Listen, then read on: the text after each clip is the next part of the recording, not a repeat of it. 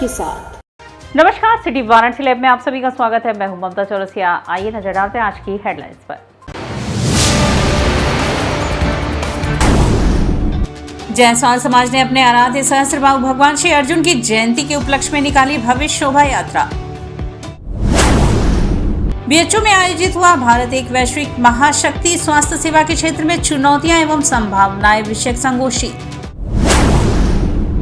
संयुक्त police commissioner doctor के जिलरसन द्वारा बीएलडब्ल्यू नरोत्तमपुर में लोगों की समस्याओं को लेकर की गई जनसुनवाई। और कैंट जीआरपी पुलिस ने चेकिंग के दौरान 2 पुरुष तथा महिला अभियुक्त को चोरी के माल के साथ किया गिरफ्तार। और अब खबरें विस्तार से। जायसवाल समाज ने अपने आराध्य सहस्त्रबाहु भगवान श्री अर्जुन की जयंती के उपलक्ष्य में भव्य शोभा यात्रा निकाली। हाया वंशीय कलचुरी कलाल जायसवाल समाज ने अपने कुल आराध्य राज राजेश्वर कात्यायवीर सहस्त्रबाहु भगवान श्री अर्जुन की जयंती के उपलक्ष्य में रविवार को जायसवाल क्लब की तत्वाधान में भव्य शोभा यात्रा निकाली। शोभा यात्रा का नेतृत्व जायसवाल क्लब के अध्यक्ष मनोज जायसवाल ने किया। शोभा यात्रा रानी सती मंदिर, जगतगंज, लौराबीर, चेतगंज, नई सड़क, गिरजाघर, गदौलिया चौक, मैदागिन, लोहटिया, कबीर चौरा, पिपलानी, कटरा होते हुए कसेरा भवन, चिंतामणि बाग, राम कटोरा में समाप्त हुई। कार्यक्रम के मुख्य अतिथि एवं जायसवाल क्लब के मुख्य संरक्षक राज्य मंत्री रविंद्र जायसवाल की अगुवाई में कुल आराध्य सहस्त्रबाहु भगवान की पूजा अर्चना और भव्य आरती के साथ कार्यक्रम का समापन हुआ। शोभा यात्रा में वाराणसी के अतिरिक्त आसपास के 50 से ज्यादा नगरों से स्वजातीय समाज के लोग अपनी सहभागिता दर्ज करवाएं। शोभा यात्रा में 21 से ज्यादा हरित ऊर्जा चलित वाहनों पर सहस्त्रबाहु सहित स्वजातीय समाज के अति विशिष्ट स्वनामन धन्य विश्व प्रख्यात विभूतियों के आदमकद तैलीय चित्र प्रदर्शित किए गए। अश्वचलित पारंपरिक सजावट के साथ तांगे भी शामिल रहे। पारंपरिक नृत्य का प्रदर्शन करती कन्याओं का दल भी शामिल था। डमरू वादक दल अपनी ऊर्जावान कला का प्रदर्शन किए और वाराणसी नगर में 7 किलोमीटर लंबे आंतरिक मार्ग पर स्थित ऐतिहासिक महत्व के सभी स्थलों पर यात्रा में शामिल बंधुओं का फूल मालाओं से वंदन, अभिनंदन और जलपान के साथ स्थानीय स्वजाति व्यवसायी बंधु का स्वागत किया गया। हमारे कुल देवता आराध्य देव भगवान श्री सहस्त्रबाहु जी की शोभा यात्रा ऐतिहासिक नाटीबली मैदान से उठी है और ये पूरे शहर को घूमते हुए गिरजाघर, गदौलिया, बाग फाटक होते हुए पूरा वही राम कटोरा बजाकर समाप्त होगी। इसका उद्देश्य ये है कि आज जायसवाल क्लब के द्वारा पूरे भारतवर्ष में सब जगह भगवान सहस्त्रबाहु जी की शोभा यात्रा बनाई जा रही है, कि जन्मोत्सव के रूप में बना रहे हैं। आज हमारी 18 करोड़ की संख्या है, ये उसको मानने वाले लोग हैं। इसको देखकर बनारस से संदेश आता है, सारे लोग एक होकर इनको पूजा कर रहे हैं। जिलाधिकारी व पुलिस कमिश्नरेट सहित पुलिस के आला अधिकारियों ने अस्सी घाट का निरीक्षण किया। जिलाधिकारी एस राजलिंगम और पुलिस कमिश्नर मोहित अग्रवाल सहित पुलिस के आला अधिकारियों ने अस्सी घाट का निरीक्षण किया। काशी के अस्सी घाट पर गंगा महोत्सव और देव दीपावली भव्य रूप से मनाया जाएगा, जिसको ध्यान में रखते हुए लगातार घाटों का निरीक्षण किया जा रहा है। अस्सी घाट पर पहुंचे पुलिस कमिश्नर ने लोगों को गंगा महोत्सव और देव दीपावली को लेकर आवश्यक दिशा निर्देश दिए। वाराणसी में देव दीपावली और गंगा महोत्सव को लेकर तैयारियां काफी तेजी से चल रही हैं। सुरक्षा व्यवस्था के इंतजाम को देखने के लिए पुलिस कमिश्नर जिलाधिकारी नमो घाट से लेकर अस्सी घाट तक पहुंचे। उन्होंने कार्यक्रम करने वाले ठेकेदार को चेतावनी दी है कि कार्यक्रम खत्म होने के बाद सभी बैरिकेडिंग को समय रहते हटा दिया जाए, जिससे देव दीपावली में आने वाले पर्यटकों को कोई दिक्कत ना हो। घाट किनारे जो भी दलदल है उसे खत्म करने के लिए ठेकेदार को भी सख्त हिदायत दी गई है। इस समय रहते उसे ठीक कर लिया जाए। वाराणसी के अस्सी घाट पर डीसीपी वरुणा को प्रभारी बनाया गया है। जल पुलिस के प्रभारी एडीसीपी काशी को बनाया गया है। पुलिस कमिश्नर ने कहा कि देव दीपावली के दिन अगर कोई बिना लाइफ जैकेट के गंगा में मिलता है तो नाविक के ऊपर तत्काल कार्रवाई की जाएगी और अगर गलतियां मिली तो जल पुलिस प्रभारी पर तत्काल एक्शन लिया जाएगा। इसके अलावा उन्होंने कहा कि गंगा तटों पर सादे ड्रेस में पुलिस कर्मियों को लगाया जाए और सीसीटीवी की संख्या बढ़ाई जाए। अस्सी घाट से तुलसी घाट की तरफ एक रास्ता बनाया जाए। उन्होंने कहा कि घाट पर तीर्थ पुरोहितों से भी तमाम दिशा निर्देश लिया जाए और उनके द्वारा बताए गए सभी कार्यों को कराया जाए, जिससे किसी प्रकार की दिक्कत ना हो। वहीं लाइटिंग करने वाले ठेकेदार से कहा गया कि कोई भी तर खुला हुआ न मिले और उसको समय रहते चेक कर लिया जाए। इस दौरान घाट पर गंगा आरती करने वाले जय मां गंगा सेवा समिति स्वर्ण मिश्रा से भी बातचीत की गई। बातचीत के दौरान स्वर्ण मिश्रा ने बताया कि देव दीपावली पर अस्सी घाट सहित अन्य घाटों पर सबसे ज्यादा भीड़ इकट्ठा होती है और निकलने के लिए ऐसी घाटी लोगों के लिए सबसे मुरीद होती है, जिसके कारण यहाँ पर काफी भीड़ इकट्ठा हो जाती है, जिसको ध्यान में रखते हुए पुलिस कमिश्नर ने अधिकारियों को निर्देशित किया कि निकलने का पॉइंट प्रॉपर बना रहे ताकि किसी को किसी प्रकार की समस्या ना आने पाए। दीपावली और जो 12 से 14 तक जो यहाँ पे महोत्सव चल रहा है उसी को लेकर के सभी घाटों का उच्च अधिकारियों द्वारा निरीक्षण किया गया है। सभी तैयारियाँ जो हैं उनका युद्ध स्तर पे पूर्ण करने का प्रयास किया जा रहा है, जिससे कि 13 तारीख जो डेडलाइन दी गई है तब तक सभी बैरिकेडिंग और जो बास बल्लियाँ लगनी है वो हो जाए, क्योंकि भारी मात्रा में भीड़ आती है देव दीपावली में। तो जो एंट्री और एग्जिट प्लान है वो नियमित रूप से बनाया गया है, जिससे आने और जाने में दर्शनार्थियों को कोई भी असुविधा ना हो। संयुक्त पुलिस कमिश्नर डॉक्टर के एजिरलासन द्वारा बीएलडब्ल्यू व नरोत्तमपुर में लोगों की समस्याओं को लेकर जन सुनवाई हुई। वाराणसी के संयुक्त पुलिस कमिश्नर डॉक्टर के एजिलरसन द्वारा बीएलडब्ल्यू के कमेटी हॉल में लोगों की समस्याओं को लेकर जन सुनवाई करने पहुंचे। इस दौरान उन्होंने बताया कि लोगों को मिलकर उनकी समस्याओं को सुनकर त्वरित कार्यवाही करने का निर्देश दिया जा रहा है, जिसमें लोगों की अधिकतम संख्या जमीन, पानी एवं सीवर से जुड़ी हुई है, जिसको निस्तारण करने का निर्देश दिया गया है। इसके पूर्ण रतनपुर क्षेत्र में भी जन चौपाल का आयोजन किया गया, जिसमें तमाम क्षेत्रीय समस्याएं सामने आई। महिला ने उठाया, किसी ने रास्ता का संबंध में, किसी कब्जा का संबंध में, कोई जो है पानी के संबंध में, कोई बिजली के संबंध में, है ना। इस तरह का तमाम शिकायत आए हैं। हमने जो है जो पुलिस से संबंधित है वो तुरंत कार्रवाई करेंगे। बाकी अन्य विभाग का जो भी है हम समुचित अधिकारी को, जो संबंधित अधिकारी को हम अपन स्वयं जो है इसको कार्रवाई करेंगे और फॉरवर्ड या लेटर को फॉरवर्ड करेंगे, क्योंकि इसमें असर पड़ता है और अन्य विभाग भी इसमें सहयोग करते हैं। हमारा पुलिस वाले सब मिलके जो उसको फॉलोअप करते हैं और इसमें काम भी होता है। कैंट जीआरपी पुलिस ने चेकिंग के दौरान 2 पुरुष तथा महिला अभियुक्त को चोरी के माल के साथ गिरफ्तार किया। कैंट जीआरपी थाना प्रभारी निरीक्षण हेमंत सिंह के निर्देशन पर रेलवे स्टेशन काशी वाराणसी के प्लेटफॉर्म नंबर 1 के उत्तरी छोर खंभा के पास से संदिग्ध व्यक्तियों वस्तुओं की चेकिंग के दौरान 2 पुरुष तथा महिला को अभियुक्त को चोरी के साथ गिरफ्तार किया गया। गिरफ्तार व्यक्ति का नाम नाटे डोम पुत्र मोहन उर्फ सुक्खू डोम निवासी काशीराम आवास कॉलोनी शिवपुर वाराणसी, उम्र करीब 40 वर्ष तथा महिला अभियुक्त का नाम प्रेमा कुमारी उर्फ जुआ पत्नी नाटे डोम निवासी काशीराम आवास कॉलोनी थाना शिवपुर जिला वाराणसी है। अभियुक्त के पास से एक मोबाइल बरामद हुआ है।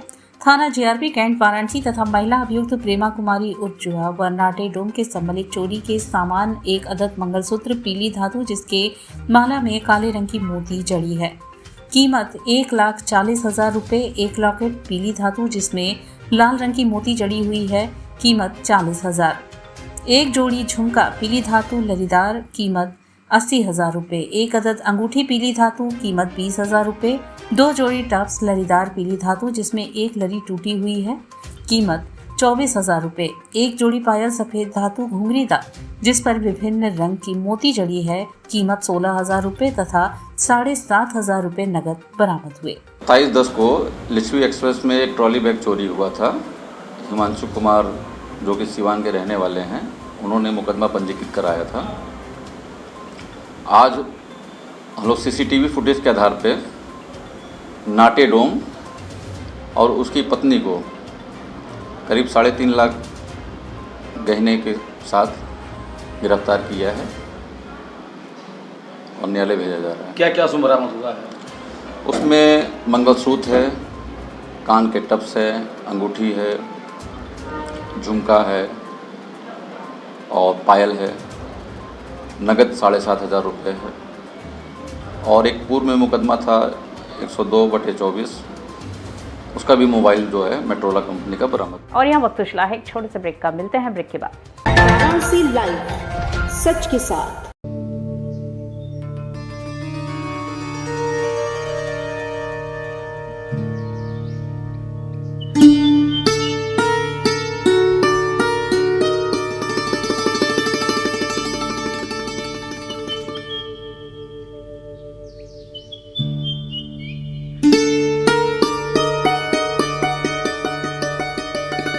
वाराणसी लाइव, सच के साथ। और ब्रेक के बाद पुनः आपका स्वागत है।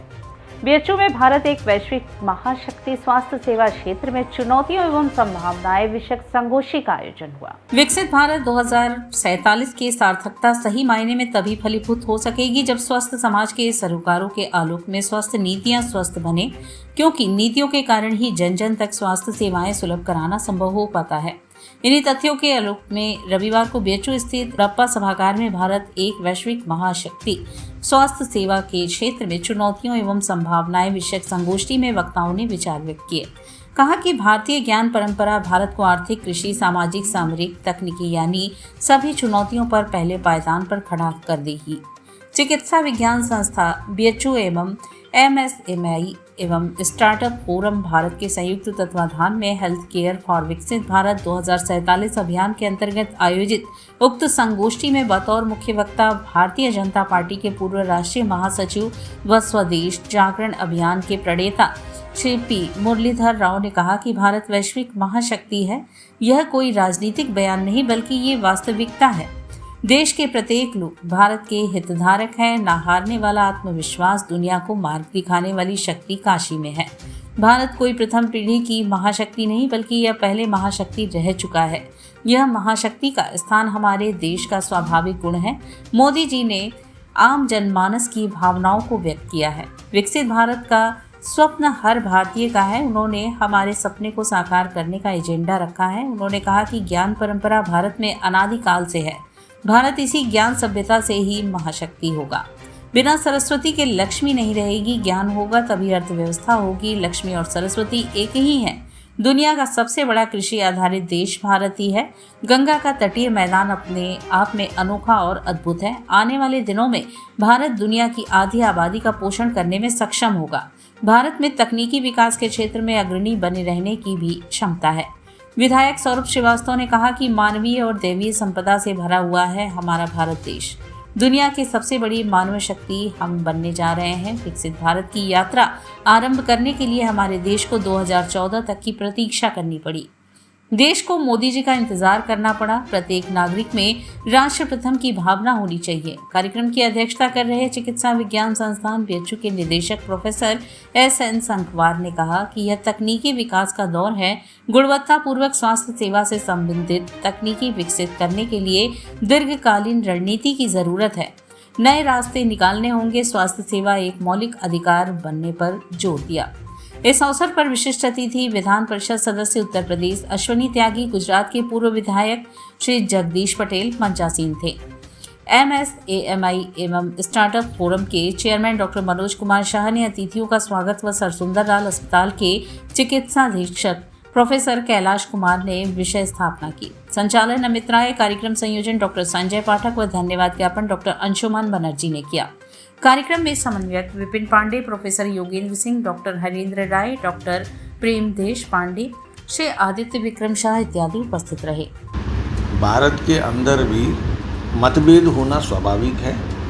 लोकतंत्र में प्रतिस्पर्धा भी होना स्वाभाविक है और मतभेद और प्रतिस्पर्धा रहते हुए विपक्ष की दल की जो भूमिका होती है वो सत्ता के विरोध में होना स्वाभाविक है। लेकिन बदकिस्मती ये है कि इस देश में जो विपक्षी दल है, विशेषकर कांग्रेस, भारतीय जनता पार्टी और उसकी सरकार का विरोध करते करते कहीं ऐसी उनको गलत वो हो रहा है कि वो भारत के विरोध भी कर रहे हैं। भारत के विरोध ना करें और भारत में सुशासन के प्रति एक प्रकार से एक अच्छी बात, प्रतिबद्धता सबको होना चाहिए। ये मैं इतना इस आज के इस कार्यक्रम में कहना चाहता हूँ। केंद्रीय महासचिव पेंशनर्स एसोसिएशन ऑफ रेलवेज ने वाराणसी मंडल के पदाधिकारियों संग बैठक की।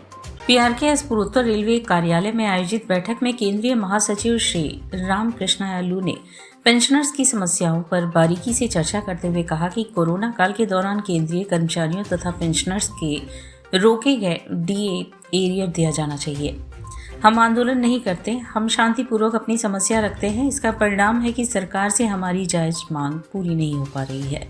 महासचिव गोरखपुर में आयोजित भारत पेंशन समाज द्वारा आयोजित 69वें अधिवेशन में सम्मिलित होकर वाराणसी आए थे। सबसे पहले वृक्षारोपण कार्यक्रम में मुख्य अतिथि ने इसे पवित्रतम कार्य बताया तथा अपना सौभाग्य मानते हुए काशी जैसे पवित्र धरती पर पौधारोपण बहुत महत्वपूर्ण बताया।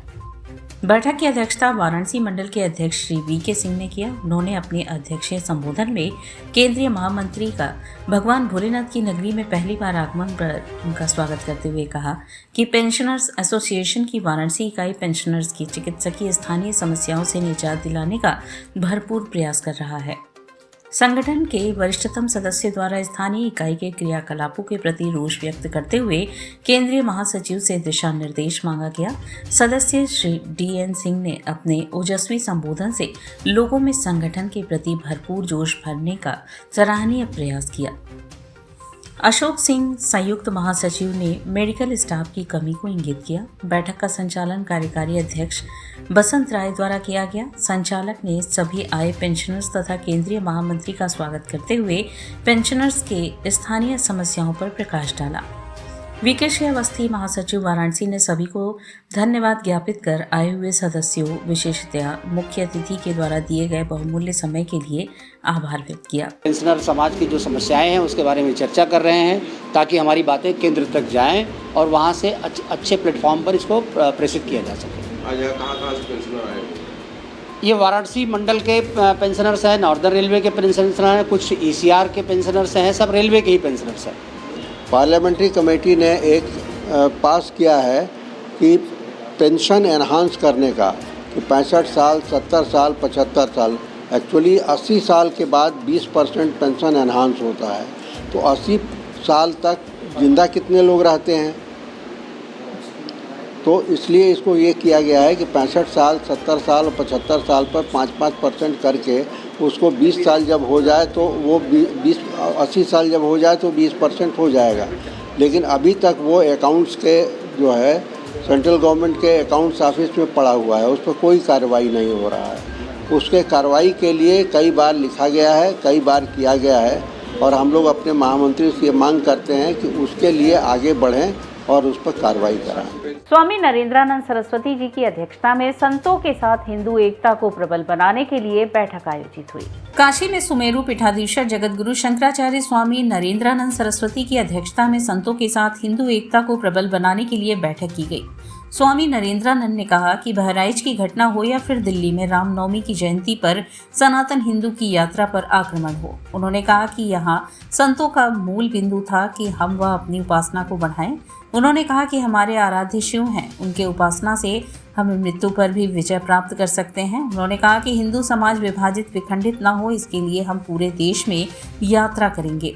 जगत गुरु शंकराचार्य स्वामी नरेंद्रानंद ने कहा, कुंभ हमारी आस्था, शक्ति और भक्ति का केंद्र है। उन्होंने कहा कि कुंभ में राष्ट्रीय और तासी शक्तियों ने मिलकर समुद्र का मंथन किया, इसका उद्देश्य था अमृत। उन्होंने कहा कि वर्तमान में जो सनातन पर मर्डर आते खतरे हैं, विश्व पटल पर विश्व युद्ध की संभावनाएं प्रबल हो रही हैं। इन परिस्थितियों को दृष्टिगत रखते हुए सनातन में धर्मांतरण खूब हो रहा है। सनातनियों के आस्था के केंद्र को सरकारों ने जो कब्जा कर रखा है, सरकारी नियंत्रण से इस देश के मठ और मंदिर मुक्त हो, सनातनियों के हाथ में उसका नियंत्रण हो। उन्होंने कहा कि आज इन सभी बिंदुओं पर काशी के संतों के साथ बैठक की गई और कुंभ में भी इसी बिंदुओं पर चर्चा की जाएगी, जिससे विश्व में शांति, सद्भावना और एकता हो।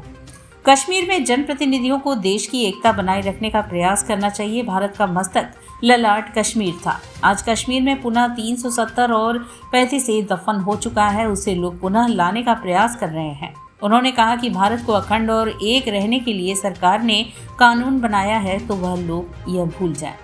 उन्होंने कहा कि सुप्रीम कोर्ट ने भी उसको अनुमोदित कर दिया है। उन्होंने कहा जो जनप्रतिनिधि चुनकर जाते हैं वह देश की अखंडता के लिए काम करे। उन्होंने कहा कि अगर देश तोड़ने का काम करेंगे तो ऐसी शक्तियों को बेनकाब करने के लिए संतों को उतरना पड़ेगा। सावन में यात्रा निकाल रहे थे, पुलिस थाने पर आक्रमण होता है, उस यात्रा पर होता है। बहराइच में अभी होता है, दिल्ली में रामनवमी और हनुमत जयंती पर भी सनातनियों पर अटैक होता है यात्रा पर। तो ऐसी परिस्थिति में हम तो सनातनियों को कहेंगे कोई जुलूस निकाले नहीं। अगर जुलूस निकालें तो संपूर्ण तैयारी के साथ जाएं और अगर कोई बाधक बनता है तो उसका मुंह तोड़ जवाब देना चाहिए।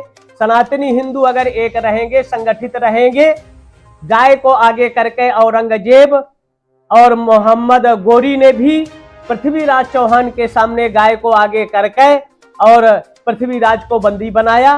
और ले गया वो इतिहास किसी से छिपा नहीं है।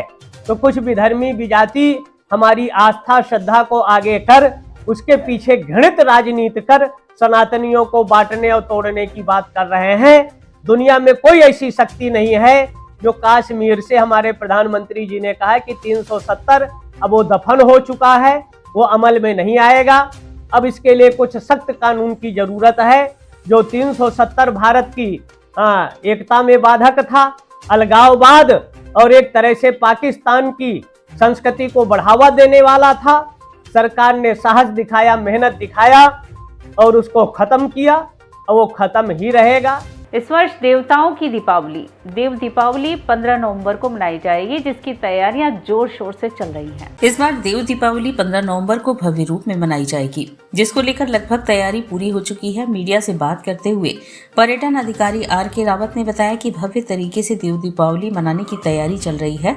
12 लाख दिए जलाए जाएंगे घाटों पर और 3 लाख गाय के गोबर के दिए भी जलाए जाएंगे।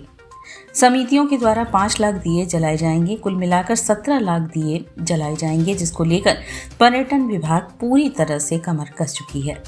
जो बाहर से पर्यटन और टूरिस्ट आ रहे हैं वह भी देव दीपावली के आनंद के साथ भव्य रूप में मनाएंगे।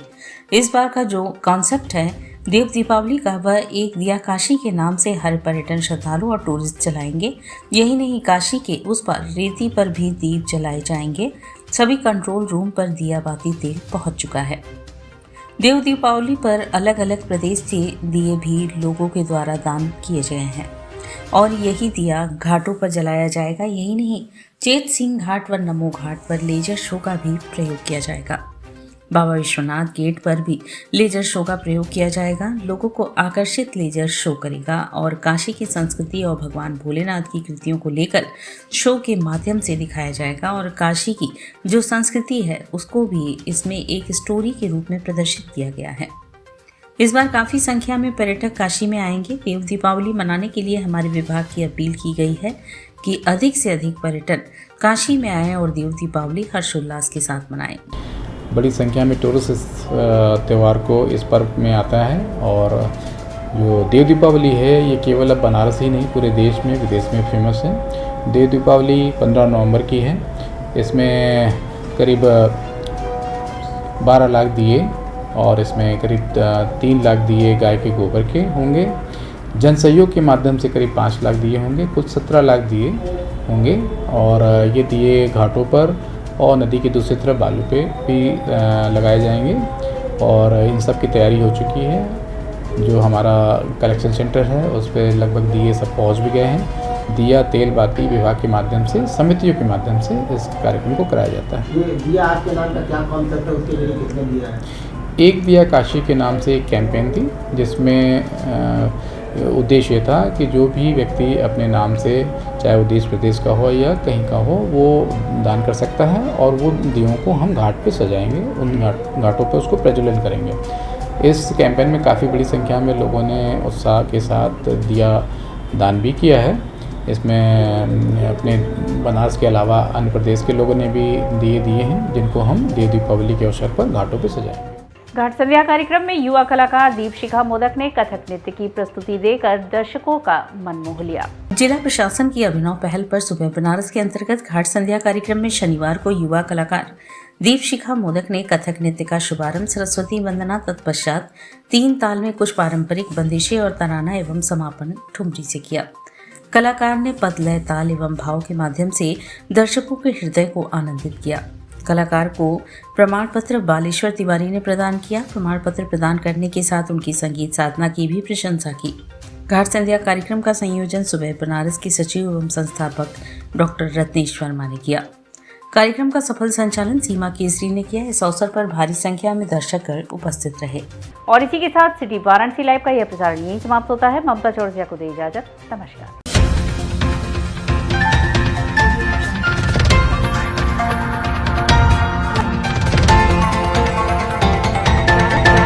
लाइव सच के साथ।